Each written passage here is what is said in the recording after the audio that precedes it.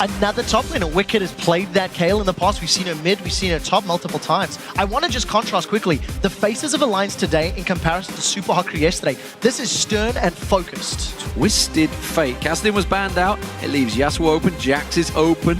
Of course, you've also got Renekton open, and there is the Lee Sin you were talking about. Svenskeren is going to be the one to lock that in, and Morgana, who has been banned out quite regularly, will be picked up by Unrated. So the question for me, do Alliance go for their bottom lane, potentially locking in Thresh Lucian, Braum Lucian, Nami Lucian?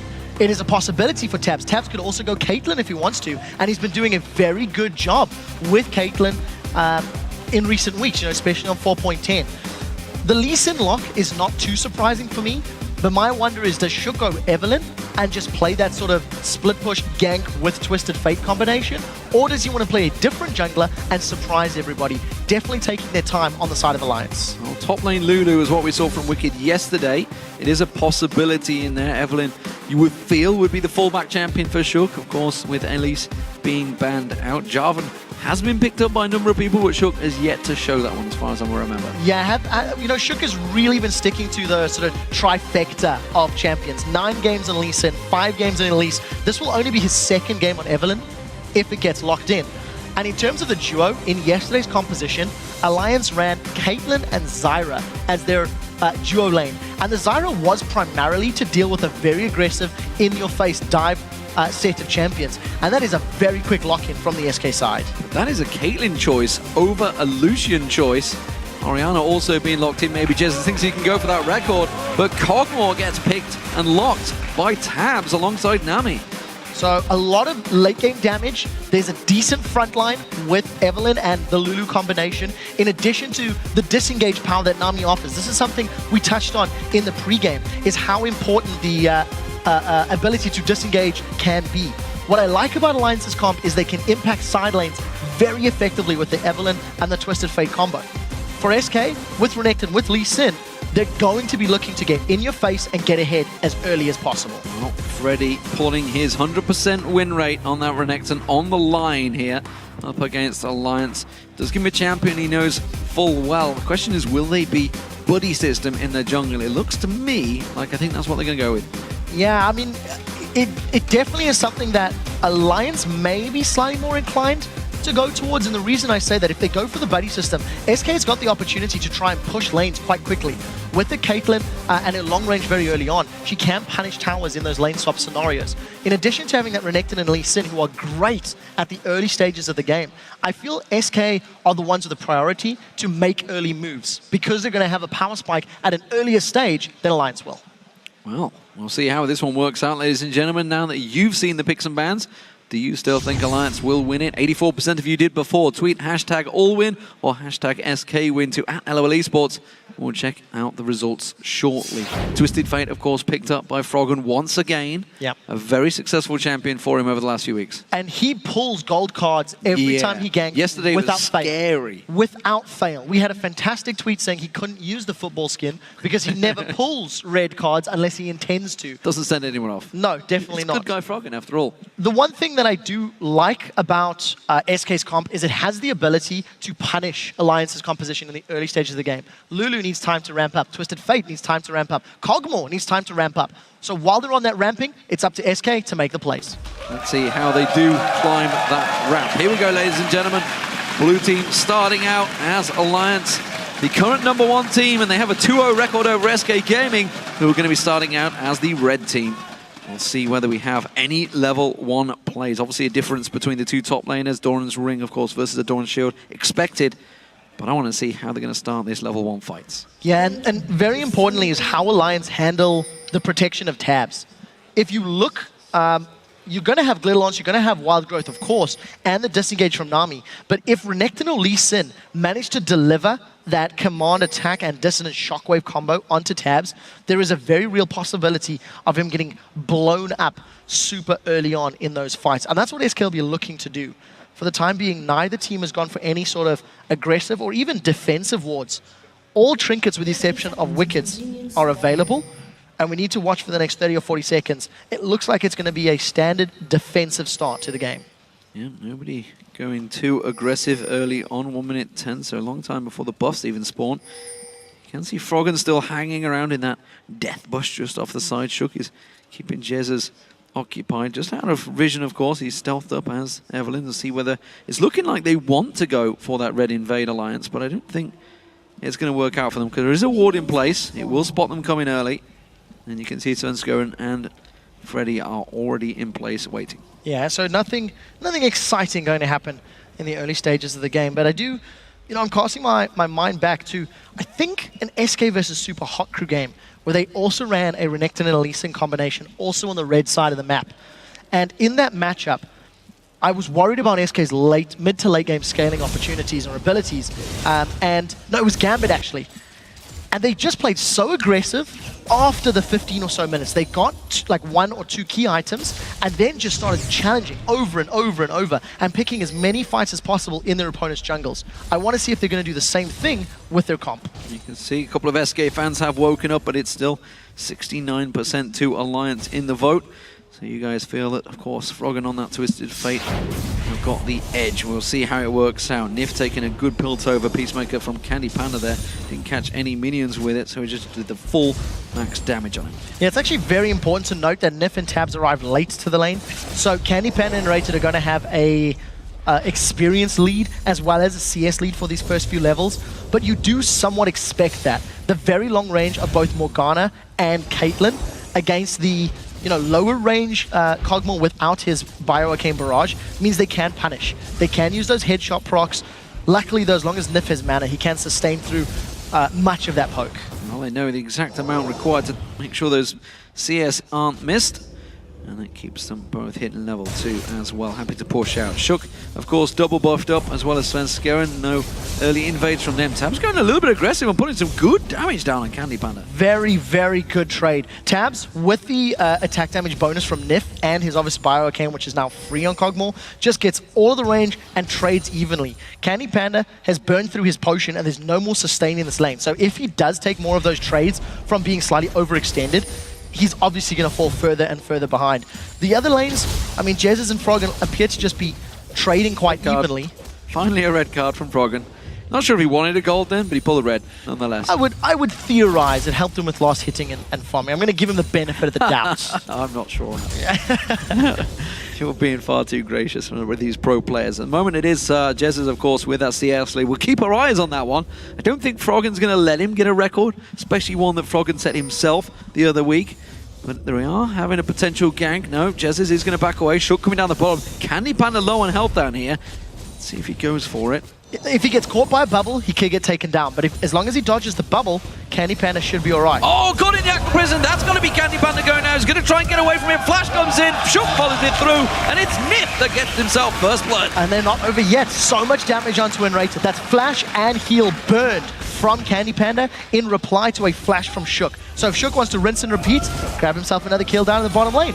First blood was secured by Nif though, so not the ideal target. But regardless, well executed gank. Good bubble from Nif. Yeah, double assists as well, of course, don't forget. With the jungler involved, there was a flash used by Shook, but nevertheless, if he gets a secured kill, it works out. Svenskoen quickly going for a counter-invade. Knows that Shook is not in and around this area, so he's going to steal away the large wolf gap.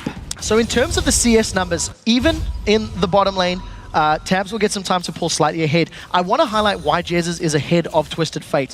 Thanks to Oriana's passive of Clockwork Wind-Up, she's got an auto-attack damage modifier that helps her in trades. In addition, you can see how much damage and zoning command attack does.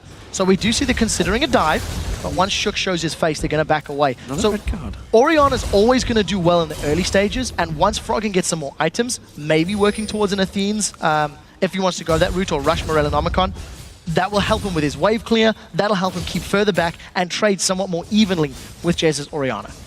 Freddy sticking with his triple Doran's build in this top lane on Renekton. 2 swords along, of course, with that shield. Despite the changes, he's sticking with it. So it's interesting to see how Freddy goes with this one. Remember, they got that big 100% win record, did teleport back to the tower as well. Wicked yet to go back, so he's going to hold out. I think he wants to get himself that chalice early on. We'll see whether he goes with the triple Doran's ring, of course, which a lot of people on Lulu have been building. He's missing a lot of CS here. Yeah, and if memory serves, yesterday Wicked did not actually go that route. He went very early Ionian Boots of Lucidity. Well played by Freddy. And I think Wicked's actually got enough money to pick those boots up if he wants to do a similar sort of build to yesterday. Typical, as we're going to talk about, he's going to grab himself Dawn's rings. I'll bet you any money. 1, 2. Yes, there we go. He cheated. He cheated. Yesterday I said triple Doran's, he goes Ionian. Today I said Ionian, he goes triple Doran's. End of the day, there's multiple options. Considering Freddy's got so many Doran's, he needs something to continue spamming Glitter Lancers as well as the additional HP to help out in trades. So we may see a fairly extended laning phase from both of these teams. No one's even made any gestures towards Dragons, and in straight up lanes, it generally means Dragons come later. Yeah, it's something, honestly, we only see the 3.5 minutes. Dragons maybe once a day at best, whereas, of course, North America, you're generally seeing it every single day. Just different styles, longer laning phases. Svenskeren spotted out by that ward. That's going to give him vision. Of course, Froggen will be well aware of that. Tab's caught out with the Dark Binding. It's not going to get followed up on, though. Candy Panda was worried about the threat of the bubble from Nif. Very smart play from Tabs. Even though he was caught by the Dark Binding, the Void Ooze just made any sort of engagement difficult. Sven's caught out. Or not. He's not going to get away unless Froggen flashes. He gets into the gold card. The good wild card follows through. There's good shockwave from Jesus, defensively used along with that defensive ball, and it saves him for now. Flash used by Froggen as well as the Ghost. Yeah, so as summoner spells burned across the board, Svenskeren ends up trading flash for flash as far as Froggen is concerned. The reason that's important is if Svenskeren can heal and come back to the middle lane next time Shockwave is up, they can punish Froggen. And they also know Destiny's down. So this should allow SK to either make a play in another lane, or possibly even consider making some moves for Dragon if they get an advantage in this bottom lane. Aggression from Nif immediately gets a 90 caliber net out of Candy Panda, keeping him out of range, of course. He's going to be losing out on the experiences. 4.11 changes will be coming on those, of course, the minion changes, but then we are on 4.10 still here, while you guys at home may have upgraded this morning. It is all about 4.10, and Wicked trying to keep that pressure on. The Glitterland's doing work on Freddy right now. Yeah, all props to Freddy. He's got a decent CS advantage over Wicked in this lane. Every time we have caught a glimpse of him, he is playing fairly aggressively, using the sustain from that Colombic to just keep himself relevant. He's obviously got the 6% lifesteal from both of those Dorans. So he's got decent sustain, and there's no real kill threat from Wicked. Freddy has to make a big misplay or get ganked by Shook to run the risk of getting taken out. And for the time being, teams are very, very even. Jez is still with a small CS advantage in the mid lane, but it's countered by the fact Svenskeren is slightly behind in the jungle. Froggen going to try and keep his pressure on Jesus. He's going to keep him ticking here, and more importantly for Jesus, of course, every time Froggen goes away, he needs to punish that lane. He needs to take that tower down. We saw it a couple of times. The pressure almost certainly is on Froggen's turret rather than Jez's. He's being able to keep them away from that one. You can see turret barely touched so far. Bottom lane have hit level 6. Let's see where they go near the thing. The bubble not landing because the dark black shield blocks it out there, but Candy Panda starting to take that range poke now from Tabs. Yeah, now that Tabs and Nif have hit level 6, the threat of being caught by a bubble into a knock-up is very high. Good flash from Candy Panda. Well, the wave used, but that flash is going to be on a much longer cooldown, so Alliance will be relaying that information, and Shook, who is down in this bottom area of the map, may actually look to go for a gank here. We're going to get a lovely siren. Oh, Nif sounds lovely. We'll have to get Nif to sing that on stage after the game, I think. But a good attempt. I mean, trading Tidal Wave, which is 110-second cooldown, for a flash, which is around 300 seconds, that's a trade you'll take any day of the week. We've already seen Shook ganking bottom lane. Well, Candy Panda had his flash, and he hasn't returned since. Destiny's almost available. Shook should be able to gank. So if SK push at all in that lane, there's going to be the threat of Froggen jumping in there to join a party. So CS being gifted across there, the Wolves to Froggen. Maybe he feels there's a bit of a challenge laid down by Peke yesterday. I'm not too sure if he's going to be quite catching it. At the moment, Jez is looking strong for it. We'll see how it works out between those two mid laners. Froggen, I think he's got his mindset on ganks more than CS, and he's going to be looking around to try and go aggressive. Let's have a look at Candy Panda and see what he's building here.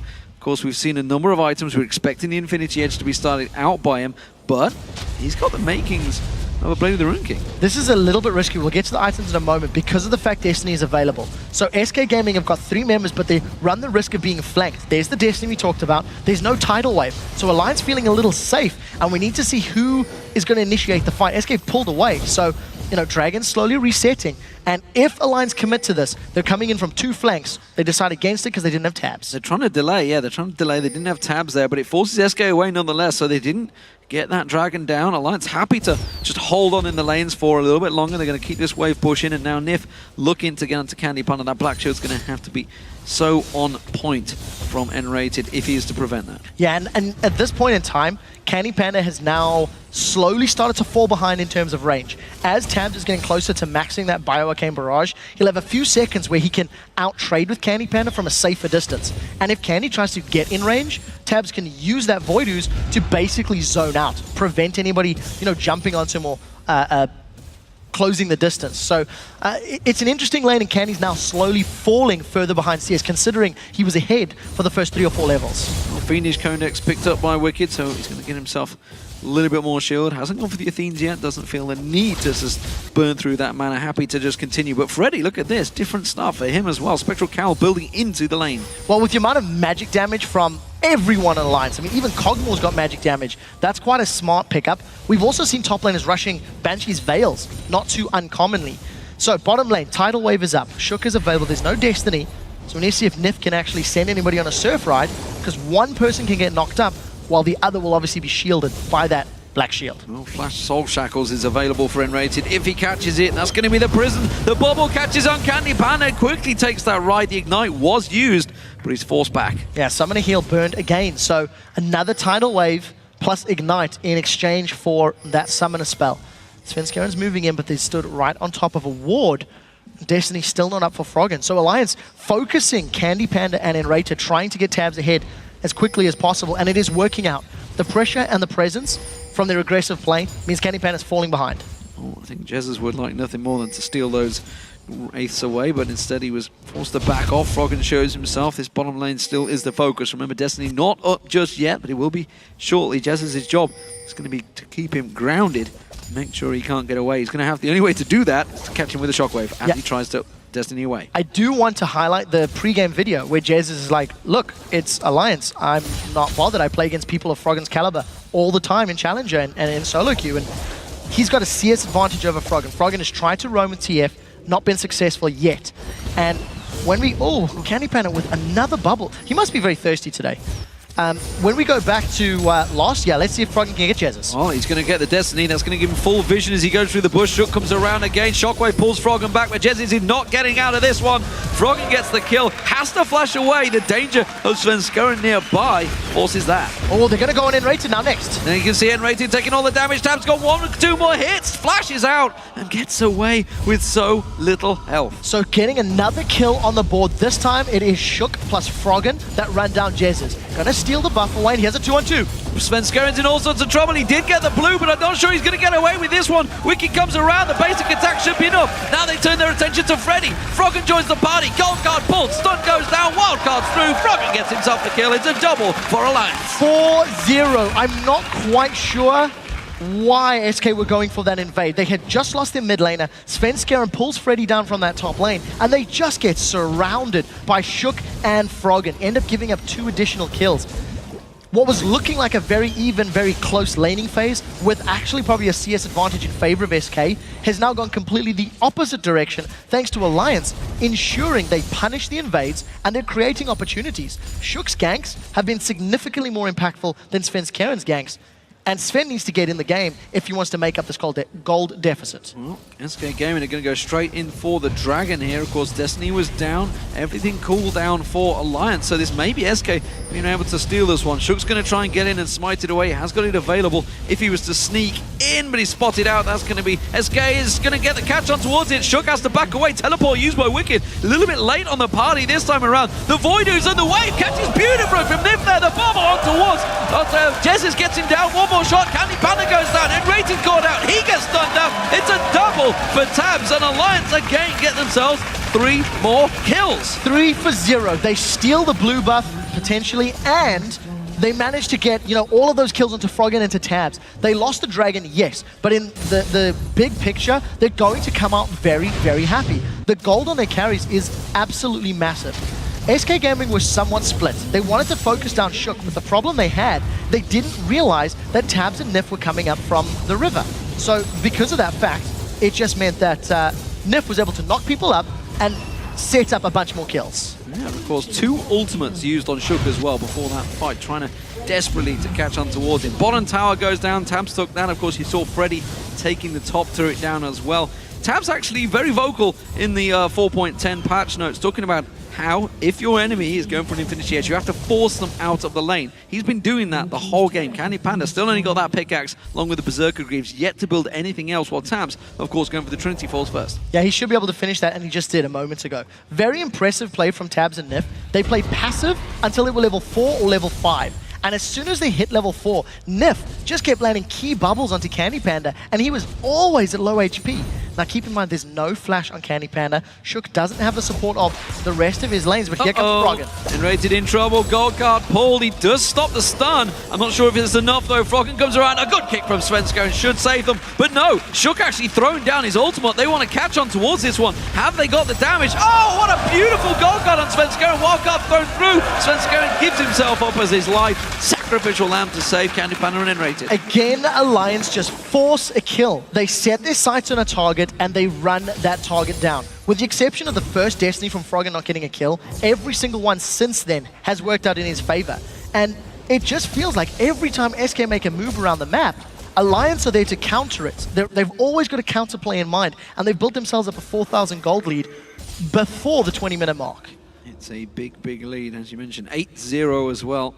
Alliance are in danger of steamrolling over SK Gaming as they move towards this red buff area. Freddy quickly alerted, and he's back in hell away from that top turret. It is another inner outer turret that they are aiming for, and Alliance are going to take this one with ease. Look at the vision that Alliance have got on the map. Part of the reason they were so confident in running up through that river, they knew if and where people were going to be, where Jesus was running. They've got vision in the bottom half, they got vision in the top half. The entire Alliance team has made an informed decision to shove this lane down, and SK are a little late to reply. Jesus is nowhere there, Enrated's nowhere there. Alliance can take this if they focus it down. They may be able to get the middle turret, Jesus, but that's going to be an inner for Alliance. The bottom turret still being pushed, and Alliance are pinging it. They're saying, they're still down here. You know what? We can still keep going. Candy Panda hasn't started to recall yet. Jesus has evened up. So it's going to be 2 towers for 2 in the big picture, but of course that's 2 towers in 1 lane. So an inner turret is always more valuable. Alliance also may get positioning on this mid turret from SK if they shove with a wave. We need to see how heavily they commit, because it looks like SK can get in place to defend. Jesus does walk past the ward, gives him vision. Froggen's Destiny was available in a second's time. Shook going to get caught out with the Dark Binder. It's just to stop him backing away. Jez is actually taking a look towards that one. He did pull the shockwave on Shook last time around and didn't manage to do enough damage. He simply hasn't got the burst damage just yet. No, not enough ability power. And, that shockwave, it is a game-changing spell if they, hit the right people, and that's enough Froggen.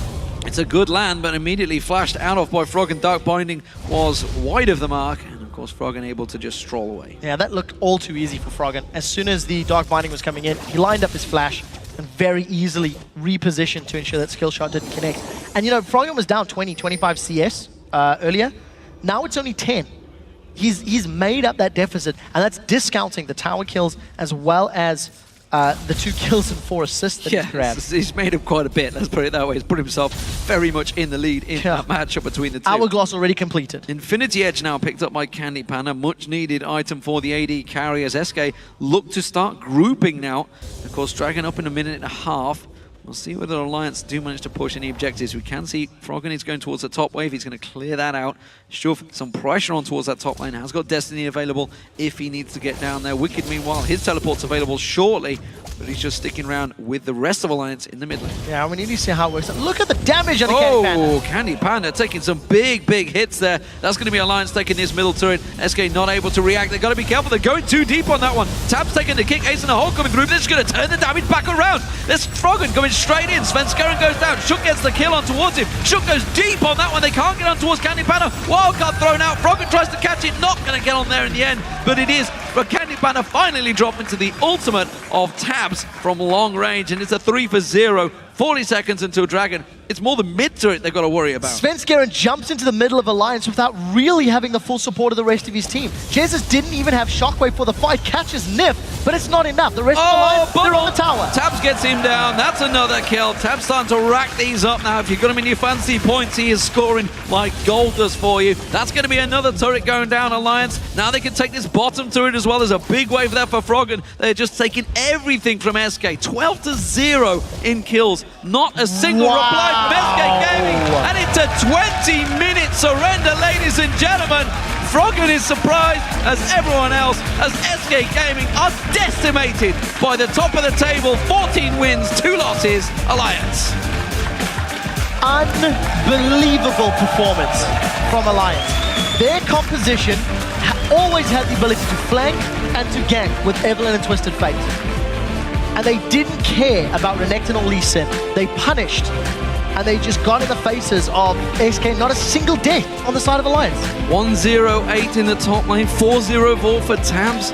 Was it 4? Trying to look for 3-0-5 for Froggen. Just dominant performances overall. A 1-0-8 from Nif as well. Those bubbles, key. Always on point. Of course, the wave following through, they caught 3 members in that mid lane. SK Gaming just had no reply. None whatsoever. SK were outplayed in the laning phase. Their strongest suit, as far as SK are concerned, is their mid to late game map movements and team-based decisions. They were never allowed to get there because they were punished so heavily by Twisted Fate, because they were punished so heavily by that Evelynn. And every single time Alliance made a move, they got a kill. There was one gank where it didn't work, and that was trying to punish Svenskeren for an invade. But every other time, top lane, river, jungle, it just all went Alliance's way. And you know,